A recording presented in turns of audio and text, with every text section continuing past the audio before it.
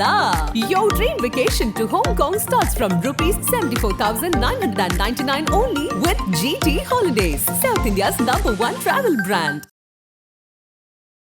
ஸ்டார்டிங்கில் அவருடைய படங்கள் எல்லாமே கொஞ்சம் இந்த 18+ கண்டென்ட்டாக இருக்கும் இல்லையா? ஸோ அதுக்கப்புறம் எப்படி அந்த ஜோன்லேருந்து அவர் வந்து மாறி வந்தார்? ஏன்னா சில பேர்லாம் அவமானம்லாம் படுத்தியிருக்காங்க.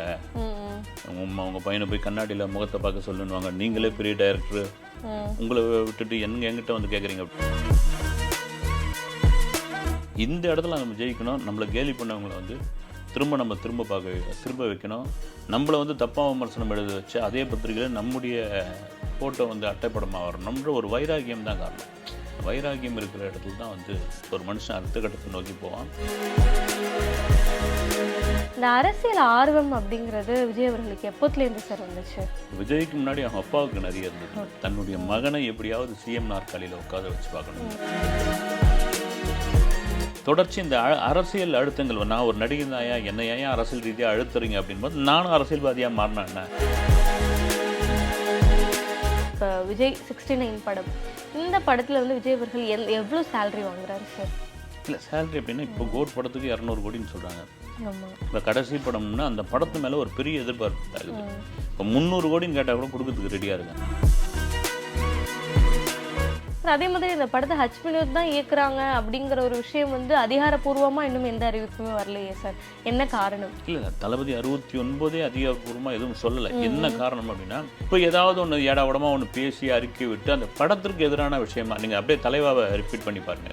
அது மாதிரி ஆகிடுச்சுன்னா அவங்க தான் வந்து பாதிக்கப்படுவாங்க அப்படின்னு கோட் படம் ரிலீஸுக்கு அப்புறம் வந்து ஒரு மாநாடு நடத்த போகிறார். ஆதன் சினிமா நேயர்களுக்கு வணக்கம். முக்கிய நிகழ்வுகளை உடனுக்குடன் தெரிந்து கொள்ள ஆதன் செயலை டவுன்லோட் செய்யுங்கள். டவுன்லோட் லிங்க் டிஸ்கிரிப்ஷனில் உள்ளது. இன்று நம்மோடு சேஆர்பால் அவர்கள் இணைந்திருக்கிறார். வாருங்கள் பேசலாம். வணக்கம் சார். வணக்கம். தளபதி விஜய் அவர்களுடைய 50வது பிறந்த நாள்.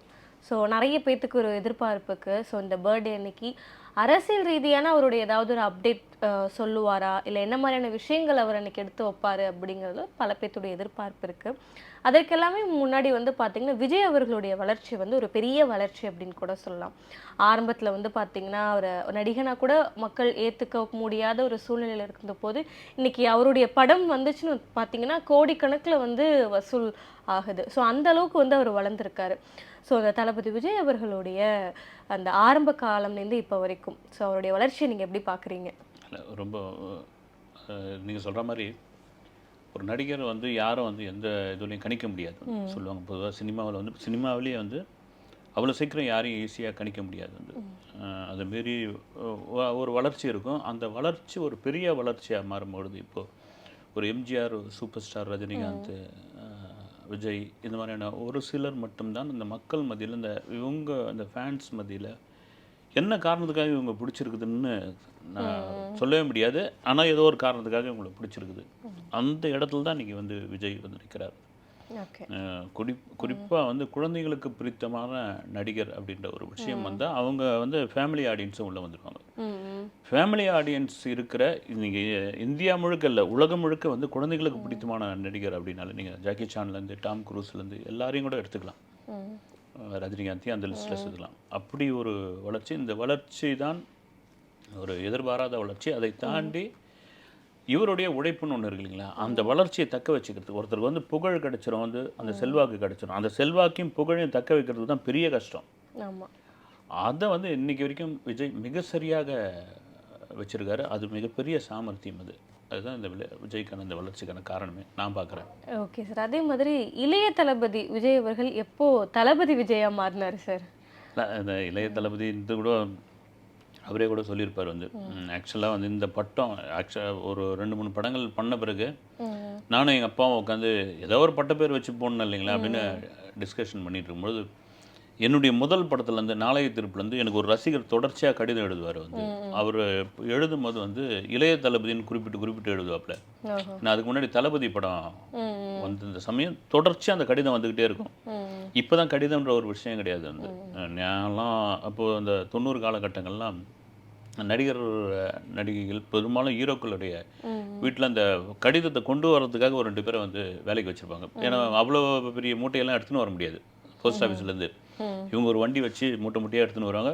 பல நடிகர்கள் அது பதில்லாம் எழுதுவாங்க, இல்லை பல நடிகர்கள் பிரிண்ட் பண்ணி வச்சுருப்பாங்க. ஏன்னா ஒரு ரசிகன் வந்து எங்கேயோ ஒரு மூலையிலேருந்து நமக்கு ஒரு கடிதம் எழுதுகிறான், ஒரு ஃபோட்டோ கேட்குறான், அவன் பார்த்த படத்தை வந்து விமர்சனம் பண்ணுறான். இதெல்லாம் விஜய் அப்போ இந்த சமயத்தில் ஒவ்வொரு எடுத்து படிக்கும்போது ஒரு ரசிகருடைய அந்த இது இருக்குங்களா, குறிப்பிட்டு ஒவ்வொரு தடவையும் வந்து இளைய தளபதினு இதை ஏன் வச்சுக்கூடாதுன்னு எஸ்ஏசி ஒத்துக்கிட்டு அதை இளைய தளபதி அப்படின்னு வந்து இது கூட ஒரு சுவாரஸ்யமான சம்பவம் கூட உண்டு. இவர் பருத்திவீரன் சரபுரம் இருக்காரு சித்தப்பு, அவர் வந்து நடித்த ஒரு முதல் படம் சேலத்தில் ரிலீஸ் ஆனப்போ, அப்போ வீரபாண்டி ஆறுமுகன் மறைந்த மினிஸ்டர் அவர் தலைமையில் ஒரு பாராட்டு விழான்னு அவர் என்ன பண்ணிரு இளைய தளபதினு பேர் வச்சிருக்காரு. அந்த நேரம் அவரே சொல்லியிருக்காரு, சரவணனை வந்து ஆல்ரெடி வந்து எஸ்ஏசி சார் பையனுக்கு வந்து அந்த பட்டம் இருக்குது அப்படின்னு சொல்லி இது வச்சு ஒரு சம்பவத்துக்காக சொல்கிறது வந்து அந்த அளவுக்கு போய் ரீச் ஆயிருக்குது. இளைய தளபதி தளபதியாக ஆனது எனக்கு தெரிஞ்சு பார்த்தீங்கன்னா துப்பாக்கி படத்துக்கு பிறகு. அது முன்னாடி டைட்டில் கார்டு எப்படி வருதுன்னு தெரியல. ரியலாக துப்பாக்கிக்கு பிறகு தான் ஒரு தளபதி விஜய் அப்படின்ற ஒரு மாஸ் கிரியேட் ஆனது எனக்கு அந்த படம் தான்.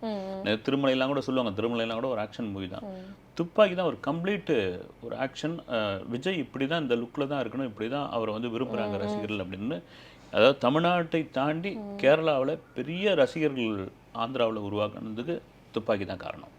சார் அதே மாதிரி ஸ்டார்டிங்கில் அவருடைய படங்கள் எல்லாமே கொஞ்சம் இந்த 18+ கண்டென்ட்டாக இருக்கும் இல்லையா? ஸோ அதுக்கப்புறம் எப்படி அந்த ஜோன்லேருந்து அவர் வந்து மாறி வந்தார்? அது ஆரம்பத்தில் இவர் தான் எஸ்ஏசி தான் ரொம்ப காலம் அவங்க தான் கதை கேட்டுக்கிட்டு இருந்தார். அப்போ என்ன ஆகிடுது, அவர் தான் ஒரு டிசைன் பண்ணுது விஜயை வந்து. ஏன்னா இந்த இளைஞர்கள் மத்தியில் போயிட்டு சேரணுன்றதுக்காக அந்த சமயங்களில் 90 காலகட்டங்களில் இந்த டபுள் மீனிங்கு 18+ கண்டென்ட்டு அவரில் அந்த மாமியாருக்கு சோப்பு போடுற மாதிரியான காட்சியெல்லாம் நடிச்சிருப்பார். ஒரு 4-5 படம் நடித்தோடனே அது அப்போ விமர்சனத்துக்குள்ளானோடனே இல்லை எனக்கு வந்து அந்த சமயத்தில் வந்து விஜய்க்கு நடிக்க தெரியாது, அவருக்கு வந்து அழ தெரியாது, அவர் அழகிற சீனில் வந்து மழை சீனாக மாற்றிடுவாங்க அப்படின்லாம் வந்து விமர்சனம் இருந்தது. அந்த நேரம் தான் அவருக்கு வந்து பூவே உனக்காகன்னு ஒரு படம் கிடைச்சிது. அதில் கூட ஒரு சுவாரஸ்யமான சம்பவம் என்னென்னா, பூவே உனக்காக பிரசாந்த் இல்லைன்னா வந்து முரளியை வச்சு பண்ணுறதா இருந்தார் விக்ரமன். ஆர்பி சௌத்ரிக்கு பிரசாந்த் வச்சு பண்ணணும் அப்படின்னு ஒரு டிசைன் பண்ணி வச்சுருந்த சமயத்தில் எஸ்ஏசி அவராக போய் நிறைய பேர்கிட்ட வாய்ப்பு கேட்டார். வந்து அந்த சமயத்தில் 90 காலகட்டங்களில் பீக்கில் இருந்த டைரக்டர்கிட்டலாம் போய் கேட்டார். அது கூட ஒரு இன்டர்வியூவில் சொல்லியிருப்பார்.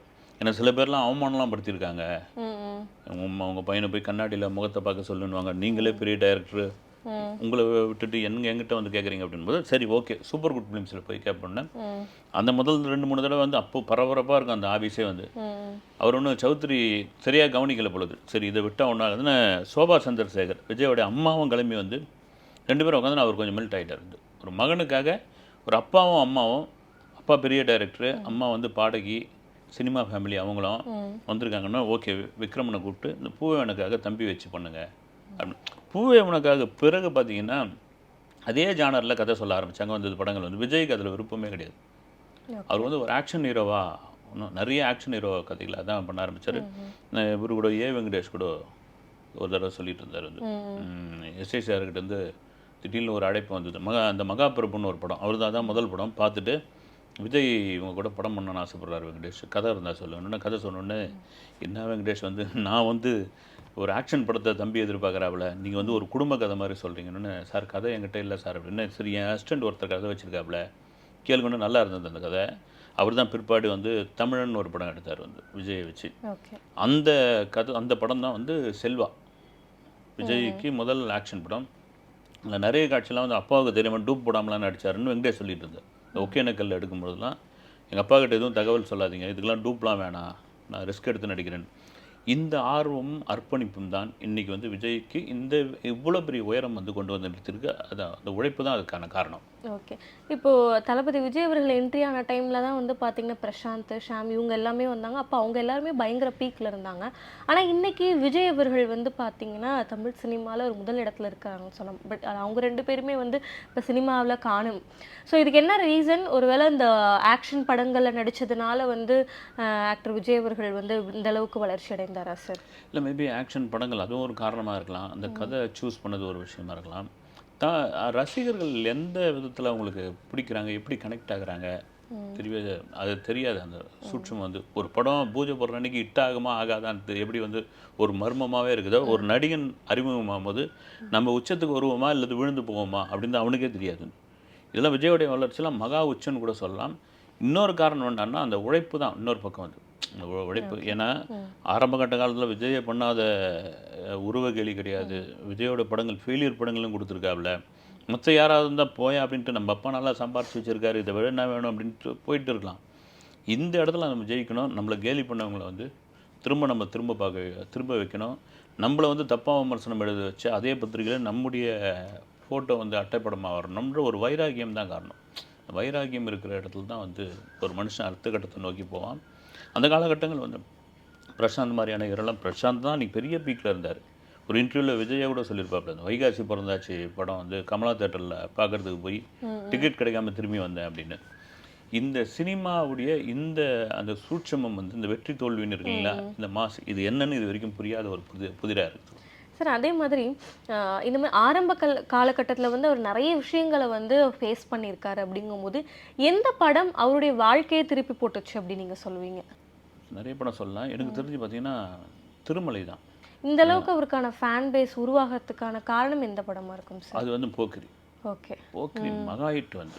ஆனால் போக்கரிக்கு முன்னாடி வந்து ஆதின்னு ஒரு படம் தெலுங்குலேருந்து ரீமேக் பண்ணுறாங்க. ஆதி படத்துக்கு ஒரு பெரிய எதிர்பார்ப்பு. ஆதிக்கு முன்னாடி வருஷம் வந்து இந்த திருப்பாச்சி அது இதுன்னு ஒரே வருஷத்தில் 4 படமும் இட்டு. சச்சின், திருப்பாச்சி, இன்னும் 2 படங்கள் வரும் வந்து இட்டு. அதுக்கப்புறம் என்ன விஜய்க்கு ஒரு பெரிய டிமாண்ட் ஆகுது. நான் நீன்னு படம் பண்ணுறதுக்கு ரெடியாக இருக்காங்க. அப்போ எஸ்எஸ்சி சொந்த படம் எடுக்கலான்னு முடிவு பண்ணி ஒரு தெலுங்கு படத்தை ரீமேக் பண்ணலாம் அப்படின்னு அதான் ஆதி. அந்த படத்துக்கு பெரிய ஐப்லாம் இருக்குது, பாட்டெல்லாம் இட்டு. ஒரு பொங்கலுக்கு ரிலீஸ் ஆகுது, அட்டர் ஃப்ளாப். படம் வந்து அட்டர் ஃப்ளாப் பண்ண உடனே என்ன ஆயிடுது, டிஸ்ட்ரிபியூட்டர்கள்லாம் சேர்ந்து எஸ்எஸ்சிக்கு வந்து எங்கள் காசை திருப்பி கொடுக்குறீங்களா இல்லையா, இல்லைனா ஏவிஎம் ஸ்டுடியோவுக்கு முன்னாடி நாங்கள் உண்ணாவிரதம் இருப்போம் அப்படின்பொழுது தான் நீங்கள் உங்கள் காசு திருப்பி கொடுக்குறது பதில் விஜயே அடுத்த படம் பண்ணாருன்னா அதை உங்களுக்கு திரும்ப நாங்கள் கொடுக்குறோம், அந்த நஷ்டத்தை நாங்கள் ஈடு கட்டுறோம் தான் விஜயும் எஸ்எஸ்சியும் உட்காந்து கிட்டத்தட்ட ஒரு 4 மாதம் கதை கேட்டாங்க. வெறும் கதை மட்டும். யாரெல்லாம் கதை வச்சுக்கிறாங்க. விஜயோட பெரிய பலம் என்ன தெரியுங்களா, அதுதான் வந்து கதை கேட்குறது தான். ஆக்சுவலாக என்னென்னா பெரிய ஒரு கட்டத்துக்கு உயரத்துக்கு போயிட்டா அவங்களுக்கு தகுந்தமான ஆட்களுக்கு தான் கதை கேட்பாங்க வந்து. இப்போ அது ஒரு இதுவாக பார்ப்பாங்க. இப்போ முருகதாஸ் இருக்காருன்னு முருகதாஸ் அசோசியேட்டுக்கிட்ட கதை கேட்பாங்க. இப்போ யாருன்னா லோகேஷ் கனகராஜ் இருக்காருன்னா அவருடைய அசோசியேட்டு எல்லாம் பெரிய ஆளுங்கிட்ட கேட்பாங்க. விஜய் என்ன பண்ணார், யாரெல்லாம் நல்ல கதை வச்சுக்கிறாங்க வெளியே டாக்கில் இருக்குதோ அவங்களெலாம் கூப்பிட்டு கதை கேட்க ஆரம்பிச்சாப்புல. அது ஒரு நல்ல விஷயம் வந்து. அது மாதிரி கிட்டத்தட்ட ஒரு 40 கதை கேட்டு எதுவுமே சரியில்லாத போது தான் இந்த படம் போக்கிரி, தெலுங்கு போக்கிரி, மகேஷ் பாபு படத்தை போய் பார்த்துட்டு இதை பண்ணலாம் அப்படின்னு முடிவு பண்ணி தான் அந்த நேரம் பிரபுதேவா 2 படம் தெலுங்கில் இட்டு. சரி, ஒரு தெலுங்கு தெரிஞ்சவர், தெலுங்குடைய அந்த சென்ஸும் புரிஞ்சவர், தமிழுக்கு ஏற்ற மாதிரி அதை மாற்றியும் அமைக்கக்கூடியவர்னு அந்த போக்கிரி பண்ணதும் ஒரு தாறுமாறான இட்டு. இப்போ ரீரிலீஸ்க்கு அவ்வளோ பெரிய வரவேற்பு அந்த படத்துக்கு வந்து. அதுதான் வந்து விஜய்க்கு வந்து ஒரு பெரிய ஃபேன் ஃபாலோவர்ஸ் கொண்டு வந்தது. சார், அதே மாதிரி இந்த அரசியல் ஆர்வம் அப்படிங்கிறது விஜய் அவர்களுக்கு எப்போத்துலேருந்து சார் வந்துச்சு? விஜய்க்கு வந்து விஜய்க்கு முன்னாடி அவங்க அப்பாவுக்கு நிறைய இருந்தது. தன்னுடைய மகனை எப்படியாவது சிஎம் நாற்காலியில் உட்கார வச்சு பார்க்கணும்னு. ஆனால் விஜய் என்ன நினச்சாருன்னா, இவ்வளோ குறுகிய காலத்தில் போய் அந்த நாற்காலியெல்லாம் உட்கார முடியாது, அந்த யதார்த்தத்தை தெரிஞ்சவர். அந்த நேரம் சரி அப்பா எதோ ஆசைப்படுறாருன்னு தான் இந்த ரசிகர் மன்றத்தை வந்து ஒரு என்ன சொல்கிறது, இந்த 4 பிட்டு 8 பிட்டுன்னு போஸ்டர் ஓட்டுவாங்க இல்லைங்களா. அப்போல்லாம் பார்த்தீங்கன்னா இந்த மாதிரி பிறந்தநாள் வந்து இந்த கேகே நகர் சாலை கிராமத்தெல்லாம் சுற்றி அப்போ தான் விஜய் வளர்ந்துக்கிட்டு வர்றாரு. பார்த்தீங்கன்னா 9 பிட்டு 10 பிட்டுலாம் போஸ்டர் அடிச்சு விட்டுவாப்புல எஸ்எஸ்சி வந்து. அதான் முதல்வர் நாற்காலியை போட்டு தமிழக அரசனுடைய அந்த தலைமைச் செயலகத்தெல்லாம் போட்டு. அது ஆக்சுவலாக விஜய்க்கு அந்த நேரத்தில் பிடிக்கல. இருந்தாலும் அவங்க அப்பாவுக்கு வந்து காக்கைக்கு தன் குஞ்சு பொன் குஞ்சுன்ற மாதிரி அது ஒரு இதுவாக இருந்தது வந்து. அப்போது கொஞ்சம் ஒரு முரண்பாடு ஏற்பட்டது. இவ்வளோ சீக்கிரம் ஏன்பா வேணாம் அப்படின்னு சொல்லும் பொழுது தலைவான்னு ஒரு படம், அந்த படம் தான் விஜயோடைய வாழ்க்கையில் ஒரு டேர்னிங்கை கொடுத்தது. என்னென்னா டைம் டு லீடுன்னு அந்த கதை எல்லாருக்கும் தெரியும். போட்டு அது ஒரு பெரிய பிரச்சனை ஆகி அடுத்த முதல்வருக்கு நீங்கள் ஆசைப்பட்றீங்களான்னு சொல்லி முன்னாள் முதல்வர் ஜெயலலிதா எந்தெந்த தேட்டரில் முதல் காட்சி போகிற அன்றைக்கி ஒரு 10 நிமிஷத்துக்கு முன்னாடி வெடிகுண்டு இருக்குதுன்னு சொல்லி அந்த படத்தெல்லாம் நிறுத்தி அது பைரசியாக வெளியே வந்து தேட்டருக்கு வரதுக்கு முன்னாடி அதை அட்டர் ஃப்ளாப் ஆக்கி அப்புறம் விஜயும் அவருடைய தந்தையும் போய் அங்கே காத்திருந்து அவங்க மீட் பண்ணது வந்து விஜய்க்கு ஒரு பெரிய மனசில் ஒரு காயம் ஆகிடுச்சு. அது நம்ம அப்பா வந்து ரொம்ப சீக்கிரமாக நம்மளை ரெடி பண்ணார், கொஞ்சம் கொஞ்சமாக நம்ம ரெடி ஆகும்னு சொல்லி. அப்புறம் தொடர்ச்சி அவருடைய படங்களில் அரசியல் வசனங்கள், அப்புறம் குறிப்பாக வந்து இந்த ஜிஎஸ்டி சம்மந்தமான வசனங்கள் இதெல்லாம் தொடர்ந்து வரவே அவர் வீட்டுக்கு இதுக்கெல்லாம் ரெய்டு வந்தது. அப்புறம் இந்த நெய்வேலி நிலக்கரி சுரங்கத்தில் ஷூட்டிங்கில் இருக்கும்போது ரைடு வந்தப்போ ஏறி ஒரு வேன் மேல் நின்று இத்தனை பேர் முன்னாடி அந்த செல்ஃபி எடுத்தது. தொடர்ச்சி இந்த அரசியல் அழுத்தங்கள், நான் ஒரு நடிகன் தாயா, என்னை ஏன் அரசியல் ரீதியாக அழுத்துறீங்க அப்படின்போது, நானும் அரசியல்வாதியாக மாறினா என்ன, நானும் வந்து உள்ள கட்சி ஆரம்பித்தேன்னா, நானும் முதல்வருக்கு ஆசைப்பட்டா என்ன, தப்பா என்ன அப்படின்ற ஒரு எண்ணம் வந்து இதே சினிமாக்காரர்கள் அரசியல்வாதிகள் விஜய்க்கு உருவாக்கணும் தான் இன்றைக்கி வந்து தமிழக வெற்றி கழகத்தினுடைய தலைவராக மாறியிருக்காரு.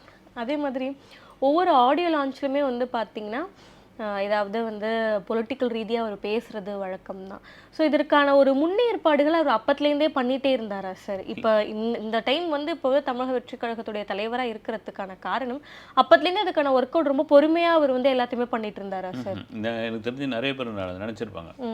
எனக்கு இந்த விஷயத்தில் இந்த ஆடியோ லான்ச் ஃபங்க்ஷன்லாம் பேசுகிறது வந்து, நீங்கள் ரஜினியை கூப்பிட்டீங்கன்னா அவ்வளோ சீக்கிரம் பேச மாட்டார். அவர் வந்து நிறைய அப்பத்துலேருந்தே பார்த்தீங்கன்னா ரஜினியை ஏன் வரமாட்டார்னா, அவர் ஒன்று மனசில் ரெடி பண்ணி வச்சுருப்பாரு. ஆனால் மைக் முன்னாடி போனோன்னே அவருக்கு வந்து என்னென்ன தோணுதோ அதெல்லாம் கொட்டிடுவார். அது பெரிய பிரச்சனையாக மாறிடும். வந்து அதில் ஒன்றும் இதுவாக இருக்காது. அதே கேரக்டர் தான் விஜய் வந்து என்னென்னு ஒரு முன்னேற்பாடெலாம் கிடையாது. ஆனால் மைக்கை பிடிச்சின்னு ஓப்பனாக சில இதை அடிச்சு விட்டு அது பெரிய கான்ட்ரவர்சி ஆகிடும். அதுக்காக கூடுமான வரைக்கும் வேணாங்க நேர்த்தாதீங்கன்றார். அவர் பட சம்மந்தப்பட்ட விஷயங்களில் விழாக்களில் கலந்துக்கும் போது அவர் பேசுகிற அந்த ஸ்பீச் வந்து வேறு விதமாக மாறிச்சு. இதில் எனக்கு தெரிஞ்ச திட்டமிடல் எதுவும் கிடையாது. ஒரு கட்டத்துக்கு அப்புறம் அரசியலுக்குள் வரணும் நம்ம அப்படின்னு முடிவு செஞ்ச பிறகு சில மூத்த ஐஏஎஸ் அதிகாரிகள் 2 மூத்த அரசியல்வாதிகளுடைய ஆலோசனைலாம் கேட்டிருக்காப்புல. இந்த பணியூரில் வச்சு கேட்டு, அண்ணே நான் வரலாமா, கரெக்டாக இருக்குமா, அது மாதிரிலாம் நீங்கள் வரலாம் தம்பி, அதெல்லாம் நல்லா இருக்குது, ஒரு ட்ரையல் தான் பாருங்கள், உங்களுக்கு இவ்வளோ செல்வாக்கு இருக்குது, நீங்கள் இந்த மாதிரியான விஷயங்கள்லாம் பண்ணணும்னு அவங்க சொன்ன பிறகு தான் நம்பிக்கையாக வந்து உள்ளே இறங்கினதே வந்து. Okay sir. அதே மாதிரி இப்போ கோடிக்கணக்கில் சம்பளம் வாங்குற விஜய் அவர்கள் வந்து இப்போ நான் சினிமாவில் இதுக்கப்புறம் நான் நடிக்க மாட்டேன், முழு நேர அரசியல் பணியில் இருக்கிறேன் அப்படின்னு சொல்கிறது எவ்வளோ பெரிய விஷயம் நீங்கள் நினைக்கிறீங்க? ஏன்னா தமிழ் சினிமாவில் ஒரு டாப்பில் வந்து சேலரி வாங்குறவர் அப்படின்னு பார்த்தா விஜய் அவர்கள் தான். ஸோ இந்த முடிவை நீங்கள் எப்படி பார்க்குறீங்க? இல்லை, இது மிக துணிச்சலான முடிவுங்க. எல்லாருக்கும் வந்து எப்போ நீங்கள் இதுக்கு முன்னாடி தமிழகத்தில் வந்து நீங்கள் எம்ஜிஆர், ஜெயலலிதா இவங்கெல்லாம் விட்டுருங்க, பாக்யராஜ் கட்சி ஆரம்பித்தார், ராஜேந்தர், அப்படியே ஒவ்வொருத்தரும் நிறைய பேர் சொல்லிட்டு வரலாம். இவங்கெல்லாம் யாருன்னா அந்த லைம்லைட் போன பிறகு உள்ளே வந்தவங்க வந்து ஒரு பீக்கில் இருக்கார். இன்றைக்கி வந்து 200 கோடி ரூபா சம்பளம், அதுக்கு மேலேயும் சம்பளம் தரத்துக்கு காத்துக்கிட்டு இருக்காங்க. ஃபஸ்ட் ஷோ காட்சிக்கு வந்து அந்த டிக்கெட் வந்து வெளி மார்க்கெட்டில் 2000லேருந்து 5000 ரூபா கொடுத்து வரைக்கும் டிக்கெட் வாங்குறதுக்கு காத்துக்கிட்டு இருக்காங்க. டிஸ்ட்ரிபியூட்டர் வந்து எதிர்பார்த்துக்கிட்டு இருக்காங்க இவர் படத்தை. தியேட்டருக்காரங்க வந்து இப்போ மறுபரிசீலனை செய்யுங்க, உங்கள் படம் கடைசி படம் தளபதி 69ன்னு அது முடிவு பண்ணாதீங்க, நீங்கள் அரசியல் போங்க, இடையில ஒரு படம் பண்ணுங்கள், எங்கள் தேட்டர்லாம் வாழ விடுங்க அப்படின்ற மாதிரி சொல்லிட்டு இருக்காங்க. ஒரு 50 வயசு 51 வயசில் எடுத்த முடிவு வந்து ஒரு துணிச்சலான முடிவு. அதை நிறைய பேர் கூட இது வந்து தப்பாக முடிவு பண்ணிட்டார் விஜய். அப்புறம் வந்து அவர் 69 படத்துக்கு அப்புறம் அரசியல் போய் அங்கே ஃபெயிலியர் ஆகி மறுபடியும் நடிக்க வருவார். இந்த மாதிரி விமர்சனங்கள்லாம் இருக்குது. அது 1000 தான் இருந்தால் கூட நீங்கள் சொல்கிற மாதிரி இப்போ ஒரு வேலையில் இருக்கிறோம், நமக்கு வந்து 1 லட்ச ரூபா சம்பளம் கொடுக்குறாங்கன்னு வச்சுங்க, அந்த பழியாக கிடப்போம் அந்த ஆஃபீஸில் வந்து. ஒரு உதாரணத்துக்கு சொல்கிறேன், சாதாரண இதுவாக இருந்தால் எப்போ நீ விரட்டினா கூட நான் போக மாட்டேன்னு, ஒரு 200 கோடி ரூபா சம்பளம் வாங்குற ஒரு மனநிலையில் இருக்கிற ஒருத்தருக்கு வந்து அதெல்லாம் வேணாங்க, நான் அரசியலுக்குள்ளே போகிறேங்க. ஏன்னா அது வந்து ஒரு முதலை பண்ண மாதிரி, எந்த முதலை வந்து காலை கடிக்குன்னே தெரியாது. இதெல்லாம் தெரிஞ்சு போகிறாருன்னா அப்போ அதனுடைய எதிர்காலத்தில் ஒரு பெரிய திட்டம்னு ஒன்று இருக்குது. அந்த திட்டம் என்னன்னு வந்து விஜயே சொன்னதான் உண்டு. அதே மாதிரி இப்போ விஜய் 69 படம், இந்த படத்தில் வந்து விஜய் அவர்கள் எவ்வளோ சேலரி வாங்குறாரு சார்? இல்லை, சேலரி அப்படின்னா இப்போ கோட் படத்துக்கு 200 கோடின்னு சொல்கிறாங்க. ஆமாம். இப்போ கடைசி படம்னா அந்த படத்து மேலே ஒரு பெரிய எதிர்பார்ப்பு ஆகுது. இப்போ 300 கோடின்னு கேட்டால் கூட கொடுக்கறதுக்கு ரெடியாக இருக்காங்க, தாராளமாக கொடுப்பாங்க. அது காரணம் என்னன்னா, கடைசி படம்னே அந்த படத்து மேலே பெரிய ஐப்பு உண்டாகுது, அந்த படத்தை பார்த்தாகணுன்ற ஒரு விஷயமாகுது எல்லாருக்கும். சரி, கடைசி படத்தில் என்ன தான் பண்ணியிருக்காரு, இதெல்லாம் தாண்டி ஒரு தமிழக வெற்றி கழகத்தினுடைய தலைவராக அடுத்து வரப்போகிற 2026 அரசியலில் இந்த படத்தில் ஏதாவது சொல்லியிருக்காரா, இல்லது இந்த இவருடைய அரசியலுக்கு இந்த படம் ஒரு முன்னோட்டமாக இருக்குமான்ற ஒரு பெரிய எதிர்பார்ப்பு இல்லைங்களா? அந்த எதிர்பார்ப்பு அந்த படத்துக்கு மேலே வந்து ஒரு வெற்றியாக மாறலாம். அதனால் வந்து யார் நீ நானும் ப்ரொடியூஸ் பண்ணுறதுக்கான ஒரு போட்டியே நிலவும். அந்த போட்டியின் பேரில் சம்பளம் ஏறதுக்கான வாய்ப்பு நிறைய இருக்குது.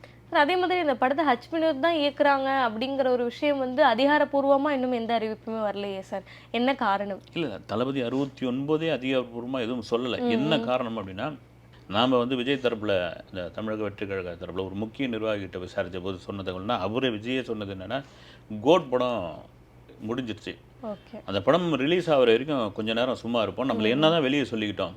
ஏன்னா அது நல்ல ஒரு விஷயந்தான் வந்து. ஏன்னா அவ்வளோ கோடி செலவு பண்ணியிருக்காங்க, அந்த படத்தை நம்பி ஆயிரக்கணக்கான தொழிலாளர் ஒர்க் பண்ணியிருக்காங்க. வெங்கட் பிரபுக்கு ஒரு முக்கியமான படம், விஜய்க்கும் ரொம்ப முக்கியமான படம், முதல்ல தயாரிப்பாளருக்கு.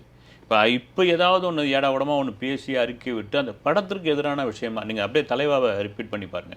அது மாதிரி ஆயிடுச்சுன்னா அவங்க தான் வந்து பாதிக்கப்படுவாங்க அப்படின்னு கோட் படம் ரிலீஸுக்கு அப்புறம் வந்து ஒரு மாநாடு நடத்த போகிறாரு. சரி, அந்த மாநாடு வந்து மதுரையா நாகப்பட்டினமா அப்படின்ற ஒரு விஷயம் போயிட்டுருக்கு. அந்த மாநாடுக்கு பிறகு தான் தளபதி 69. அதனால் இப்போதைக்கு அது சம்மந்தமான எந்த விஷயத்தையும் யாரும் பேச வேணாம் அப்படின்னு விஜயோட ஒரு அதே மாதிரி ஒரு பர்த்டே அன்னைக்கு ஏதாவது ஒரு ஸ்பெஷலான அனௌன்ஸ்மெண்ட் கொடுக்கறதுக்கான வாய்ப்பு இருக்குதா சார்? இல்லை, செகண்ட் சிங்கிள்ஸ் வரப்போகுது கோட் படத்தில். பட் அரசியல் ரீதியாக எதுவும் ஒன்றும் அறிவிப்பு இல்லைன்னு நம்ம கேள்விப்பட்டது வரைக்கும். இதுதான் கோட்காக தான் வெயிட் பண்ணிகிட்டு இருக்காங்க படம் ரிலீஸ் ஆன பிறகுன்ட்டு. படத்தோடைய செகண்ட் சிங்கிள்ஸ் ரிலீஸ் ஆகும். அதே மாதிரி அட்லி அவர்கள் வந்து ஏற்கனவே வந்து சொல்லியிருந்தாங்க இல்லையா, அந்த ஷாருக் கான் அண்ட் விஜய் அவர்கள் வச்சு டைரக்ட் பண்ண போகிறதா சொன்னாங்க. பட் அதுக்கப்புறம் எந்த ஒரு பேச்சுமே கிடையாது. இதுக்கப்புறம் அதற்கான வாய்ப்புகள்லாம் இருக்குதா சார்? இல்லை யாரோ சொல்லியிருக்காங்க தளபதி 70 இல்லை. ஒன்று விஜயோடைய ஒரு குணம் என்னென்னா, ஒன்ஸ் ஒரு முடிவு பண்ணிட்டா அதுலேருந்து பின்வாங்க மாட்டாங்க. இப்போ ஒருத்தர்கிட்ட கதை கேட்டு ஓகேன்னு சொல்லிட்டாருன்னா அது ஓகே தான். அது பிடிக்கலன்னு சொல்லிட்டா பிடிக்கல தான். அது மாதிரி தான் ஒரு விஷயம் சொல்லியாச்சு. 69 தான் என்னுடைய கடைசி படம். நீங்கள் 69 முடிக்கிறப்பயே பார்த்தீங்கன்னா முடிச்சு ரிலீஸ் ஆகிற சமயத்தில் சட்டமன்ற எலெக்ஷனுக்கு 26க்கு 6 மாதம் தான் இருக்கும் எனக்கு தெரிஞ்சு. ஒரு 6-7 மாதம் இதுக்குள்ளே ஒரு பரப்புரைக்கு போகணும், அப்புறம் மக்களை மீட் பண்ணணும், கட்சி நிர்வாகிகளை பார்க்கணும், இவ்வளோ வேலைகள்லாம் இருக்குது. வந்து கூட்டணி பற்றி பேசணும். அதனால் 70க்கான வாய்ப்பு கிடையவே கிடையாது. அதே மாதிரி இந்த அரசியலுக்கான ஒரு கேப்பபிள் அவருக்கு இருக்குதா சார்? இப்போது எல்லா படமும் முடிச்சதுக்கப்புறம் அவர் வந்து ஆளுங்கட்சியோ இல்லை ஏதாவது இது ரிலேட்டடாவோ வந்து ஸ்ட்ராங்காக அவருடைய கருத்தை வந்து முன் வைப்பாரு நீங்கள் நினைக்கிறீங்களா? இல்லை, முன் வைத்தால்தான் நீங்கள் வந்து மக்கள் மத்தியில் வந்து ஒரு மனசில் இடம் பிடிக்கணும். சும்மா இது மாதிரியான ஒரு விஷயங்கள்லாம் பேசினா நம்ப மாட்டாங்க. ஸ்ட்ராங்காக ஒரு விஷயத்தை பேசி ஆகணும். அதுக்கு மிகச்சரிய உதாரணம் வந்து பவன் கல்யாண். ஆமாம், ஜெகான் அப்படின்னு பேசின அந்த தெலுங்கில் பேசின ஒரு விஷயம் இருக்குல்ல, அது அவ்வளோ ட்ரோல் பண்ணாங்க. உன் அராஜகத்தை நிறுத்திக்கோ, உன் அட்டுழியத்தோடு நிறுத்த போகிறோம் அப்படின்னு சொன்னது. நீங்கள் போன எலெக்ஷனில் பார்த்த ஜனசேனாவுடைய பவன் கல்யாண் வேறு, இந்த எலெக்ஷனில் பார்த்த ஜனசேனாவுடைய பவன் கல்யாண் வேறு. அதனால தான் 21 இடம் சட்டமன்ற எலெக்ஷனில் அவங்க கட்சியை 2 எம்பியும் வந்து இது பண்ணியிருக்காங்க. இந்த மாதிரியான ஒரு அரசியல், இந்த மாதிரியான விஷயங்களை நீங்கள் விஜய் ஆகட்டும் மற்றவங்களா இருக்கட்டும், விஜய் குறிப்பாக பேசினாதான் மக்கள் மத்தியில் போய் ஈஸியாக ரீச் ஆக முடியும். அது பேசுவார், நம்புவோம் சார். அதே மாதிரி விஜய் அவர்களுடைய பர்த்டேக்கு அஜித் அவர்கள் விஷ் பண்ணுவாரா சார்? மேபி அது இருக்குங்க. வந்து சும்மா வந்து நம்ம இதில் ஒன்றும் இதுவே கிடையாது. வந்து எல்லாரும் ஒன்றா நண்பர்கள் மாதிரி தான். இவங்க குடும்ப விழாவுக்கு அவங்க போகிறதும் அவங்க வரத்தும் தொழில் ரீதியாக எல்லாரும் ஒத்துமையாக தான் இருங்க. அந்த ஃபேன்ஸ் தான் பார்த்தீங்கன்னா கண்ணாமண்ணான்னு சண்டை போட்டுக்கிட்டு இருக்காங்க. வந்து மற்றபடி ஒன்றும் கிடையாது. வந்து இந்த இவங்களுக்குள்ளே இருக்கிற அந்த போட்டி தான் அவங்களுக்கு ஒரு பெரிய பலமாக இருக்குது. எந்த நடிகராக இருந்தாலும் சரி, அது தமிழ்நாடு மட்டும் கிடையாது. நீங்கள் சவுத் இந்தியாவில் எந்த ஹீரோவாக இருந்தாலும் அந்த போட்டி மனப்பான்மை ரசிகர்களை உருவாக்கி வச்சுருக்காங்களே. இது என்னென்னா இவங்களுடைய சேலரி, இவங்களுடைய ஓப்பனிங், இவங்களுக்கு அந்த ஃபஸ்ட் ஷோவுக்கு கிடைக்கக்கூடிய அந்த விஷயங்கள், இதுதான் காரணம் வேண்டி. மற்றபடி எல்லாம் நண்பர்கள் தான். ஒரு ஃபோன் பண்ணி வாழ்த்துக்கள் விஜய் அப்படின்னு சொல்கிறதுல என்ன இருக்குது, சொல்கிறதுக்கான நிறைய வாய்ப்பு இருக்குது. அதே மாதிரி இப்போது எல்லா நடிகர்களும் வந்து பார்த்திங்கன்னா அடுத்தடுத்த படத்தோடைய அப்டேட் அந்த மாதிரி எல்லாம் பிஸியாக இருக்கும்போது அஜித் அவர்கள் வந்து பார்த்திங்கன்னா ரீசெண்டாக ஒரு வீடியோ வந்து பயங்கர வைரல் ஆச்சு. அவரும் ஒரு பையனும் வந்து கிரிக்கெட் விளையாடுற மாதிரியான ஒரு வீடியோ. இப்போ எங்கே பார்த்தாலுமே ஒரு ஃபேன்ஸை மீட் பண்ணுறதா இருக்கட்டும், ஃபோட்டோ எடுக்கிறதா இருக்கட்டும், இந்த மாதிரியான விஷயங்கள் எல்லாமே பண்ணுறாரு. ஸோ அதை பற்றி உங்களுடைய பாயிண்ட் என்ன சார்? இல்லை, உண்மையிலேயே அஜித்துக்கு வந்து ஒரு ஆசை இருக்குது. நீங்கள் சொல்கிற மாதிரி நான் ஃபேன்ஸை மீட் பண்ண மாட்டேன், அல்லது வந்து ப்ரொமோஷனுக்கு வர மாட்டேன்னு அவர் சொன்னால் கூட ஸ்ட்ராங்காக வந்து நீங்கள் ஏர்போர்ட் போகும்போது அல்லது வெளியிடங்களுக்கு போகும்போது நான் யாரையுமே மீட் பண்ண மாட்டேன்னு ஒரு தனி வழியில் விஐபி வழியில் கூட போகலாம். வந்து கடகடன்னு ஓடி போகலாம். அங்கே நிற்கிறவங்க கூட ஃபோட்டோ எடுத்துக்கிறாரு. அங்கே இருக்கிற தூய்மை பணியாளர்களை கூப்பிட்டு பக்கத்தில் தோளில் கை போட்டு இது பண்ணுறாப்புல. அப்புறம் திருப்பதிக்கு போயிருந்தார். அந்த கெஸ்ட் ஹவுஸில் தங்கினவங்களாம் வந்து வீடியோ எடுக்கிறாங்க. யாருக்கிட்டையும் ஒன்றும் கோவப்படலை. இது வந்து மனசுக்குள்ளே இருக்குது. வந்து இயல்பான ஒரு விஷயந்தான். புகழுக்கு அடிமையாகாதவர்கள் யாருமே கிடையாது. நீங்கள் பணத்தை தாண்டி புகழ்ன்ற ஒரு விஷயம் இருக்கு இல்லைங்களா, அதுதான் இருக்குது. அவருக்கு என்ன அந்த கொள்கையே தெரியல, மொத்த ஃபேன்ஸ் முன்னாடியே வந்து நிற்கிறது அப்படின்னு. இன்னொரு காரணமாக இருக்குது, தன்னுடைய போட்டியாளர் தன்னுடைய நண்பர் வந்து அரசியலுக்குள்ளே போகிறாரும்போது தான் வந்து சோலோவாக நிற்கிறோம் அப்படின்போது நமக்கு வந்து ஒரு ரசிகர் பலம் தேவை. இப்போ விஜய் ரசிகர்கள் நமக்கு ஆதரவு கொடுக்கலாம் அப்படின்ற ரசிகர் மீட் பண்ணுறது கொஞ்சம் கொஞ்சமாக இப்போ அதை முன்னெடுத்து நடத்துகிறாருன்னு தெரியல. எதிர்காலத்தில் ஒரு பெரிய ரசிகர் மன்ற ரசிகர்கள் மீட்டு கூட நடந்தாலும் நடக்கலாம். ஒய்எம்சிஏ மாதிரியான, சென்னை ஒய்எம்சிஏ மாதிரியான, மதுரை தமுக்கம் மைதானம் மாதிரியான ஒரு இடத்துல நடந்தாலும் வாய்ப்பு இருக்குது. வந்து ஓகே சார். அதே மாதிரி விடாமுயற்சி படம், அந்த படத்தோடைய அப்டேட் என்ன சார்? கிளம்பிட்டாங்க. நேற்று ஷூட்டிங் கிளம்பியாச்சு. 12 நாள் கால் ஷீட் கொடுத்துருக்காரு. அது அஜித் மேலே தப்பு, அப்புறம் லைக்கா வந்து இது பண்ணிட்டாங்க, மகிழ் திருமணி எதுவாக பண்ணல அப்படிலாம் சொல்லிட்டு இருந்தாங்க. ஒரு 12 நாள் அவருக்கான அந்த கால் ஷீட்டை கொடுத்து முடிச்ச உடனே, ஏன்னா லைக்காவுக்கு ரொம்ப முக்கியமான படங்கள். நீங்கள் லைக்கான ஒரு நிறுவனம் வந்த பிறகு தான் நீங்கள் பொன்னியின் செல்வன் மாதிரியான ஒரு படங்களை நம்மளால் எடுக்க முடியுது. ஒரு எம்ஜிஆருடைய கனவு, கமலஹாசனுடைய ஒரு முன்னெடுப்பு, இதெல்லாம் அப்படியே கனவாக கலைஞ்சி போயிருந்த சமயத்தில் மணிரத்னம் எடுத்து அதை என்ன தான் பண்ணியிருந்தாலும் அதை தயாரிக்கிறதுக்கான ஒரு நிறுவனம் வேணும் இல்லைங்களா? அப்படி அது ஆயிரக்கணக்கான தொழிலாளர்களுக்கு வேலை கொடுக்குறாங்க, பல பேருக்கு வந்து கதை கேட்டு வச்சுருக்காங்க. அந்த நிறுவனத்தை டக்குன்னு நீங்கள் காலி பண்ணி விட்டிங்கன்னா அப்புறம் தமிழில் யார் தான் படம் எடுக்க வருவாங்க? இங்கே பழைய ஆளுங்கள் யாருமே இல்லைங்களா? அது கார்ப்பரேட் நிறுவனங்கள்லேருந்து வராங்க, வந்து படம் எடுத்துகிட்டு போகிறாங்க, காணாமல் போயிடுவாங்க. இப்போ தெலுங்கு ப்ரொடியூசர் தான் வந்து எடுக்க வேண்டிய சூழ்நிலை இருக்குது. இதை மனசில் வச்சு கூட அஜித் வந்து சரி நம்ம நடிச்சு கொடுத்துருவோம் அப்படின்னு அவருடைய போர்ஷன் முடிஞ்சது. போஸ்ட் ப்ரொடக்ஷன் வேகமாக நடந்து இதுக்கிடையிலே போஸ்ட் ப்ரொடக்ஷன் ஏறக்குறைய முடிச்சிட்டாங்க. இந்த போஸ்ட் ப்ரொடக்ஷன் முடிஞ்ச பிறகு தீபாவளி ரிலீஸாக அதை பிளான் பண்ணியிருக்காங்க.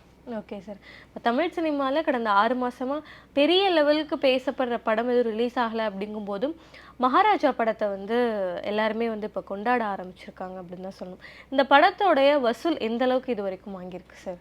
உண்மையிலே வந்து இந்த இல்லாத ஊருக்கு இழுப்பு பூச்சக்கரன்ற மாதிரி அது ஒரு காரணமாக இருக்கலாம். மகாராஜா அதுக்காக சொல்ல, அதுக்கு முன்னாடி கருடன் கூட இருந்தது. ஆனால் கடந்த ஜனவரியிலேருந்து நீங்கள் சொல்கிற மாதிரி ஜூன் வரைக்கும் அப்படி ஒரு படம் இல்லை, ஒரு வாரத்துக்கு 10-12 படம் ரிலீஸ் ஆச்சு. ரிலீஸ் ஆனதும் தெரியல, போனதும் தெரியல. மகாராஜா உண்மையிலே ஒரு இயக்குனருக்கான படம் வந்து, நான் திரும்பவும் சொல்கிறதுன்னா ஒரு இயக்குனருக்கான படம். கடைசி 20 நிமிடம் தான் அந்த படமே வந்து. அந்த இயக்குனர் அவ்வளோ இன்றைக்கி படம் பார்க்குற ஆடியன்ஸ் வந்து திரையில் வந்து அடுத்த காட்சி என்னன்னு வந்து சொல்லிடுறான், ஈஸியாக சொல்லிடுறான். அந்தளவுக்கு வந்து சினிமா அவனுடைய நாலேஜ் வந்து அவனுக்கு அதிகமாகிடுச்சு. அது சொல்ல முடியாத அளவுக்கு ஒரு டைரக்டர் கொண்டு போயிருக்காங்களே, அதுதான் இந்த படத்துக்கான வெற்றி. நீங்கள் அது பழைய கதையாக இந்த கதையாக எது வேணாலும் சொல்லிக்கலாம். விஜய் சேதுபதி உண்மையிலே பிரமாதமாக நடிச்சிருக்காரு. அப்புறமா ஒரு ரொம்ப நாளைக்கு அப்புறம் ஒரு வெற்றி படத்தில் நடிச்சிருக்காரு. வந்து நேற்று வரைக்கும் அந்த படம் வந்து ஒரு 42 கோடி ரூபா கலெக்ட் பண்ணியிருக்குன்னு ஒரு டிஸ்ட்ரிபியூட்டர் சொன்ன தகவல் இருக்குது. Okay sir. அதே மாதிரி இதுக்கப்புறம் விஜய் சேதுபதி அவர்கள் இந்த மாதிரியான ஒரு நல்ல கதையை சூஸ் பண்ணுறதுக்கான வாய்ப்புகள் இருக்கா? ஏன்னா அவர் ஹீரோ நடித்த பாஸ்ட் படங்கள் எல்லாமே வந்து பார்த்தீங்கன்னா ஓரளவுக்கு வந்து ஃப்ளாப் தான் ஆயிருக்கு. அப்படிங்கும்போது இதுக்கப்புறம் அவருடைய எப்படி சூஸ் பண்ணுவார்? அவரே ஒரு இன்டர்வியூவில் சொல்லியிருக்காங்க, இனிமேல் நான் வந்து இந்த வில்லனா கெஸ்ட் ரோலில் போஜ்புரி அப்புறமா கன்னட படங்கள் இந்த மாதிரியான மாற்று மொழி படங்கள்லாம் நடிக்க மாட்டேன், முழுக்க தமிழில் தான், அதுவும் வந்து ஹீரோவாக தான் நடிப்பேன்னு சொல்லியிருக்காரு. ஓகே, மகாராஜாவை வச்சு நம்ம முடிவு பண்ண முடியாது. அடுத்தடுத்த படங்கள் இட்டு கொடுத்து அந்த ஹீரோ அப்படின்ற ஒரு விஷயத்தில் இறங்காமல் இருந்தாருன்னா விஜய் சேதுபதி இங்கே இருக்கிற டாப் 5 நடிகர்களில் அவரும் ஒருத்தர் லிஸ்ட்டில் சேரத்துக்கான வாய்ப்பு இருக்குது. நிறைய விஷயங்கள் ரொம்ப தெளிவாக சொன்னீங்க சார். உங்களுடைய நேரத்திற்கு ரொம்ப நன்றி. வணக்கம்.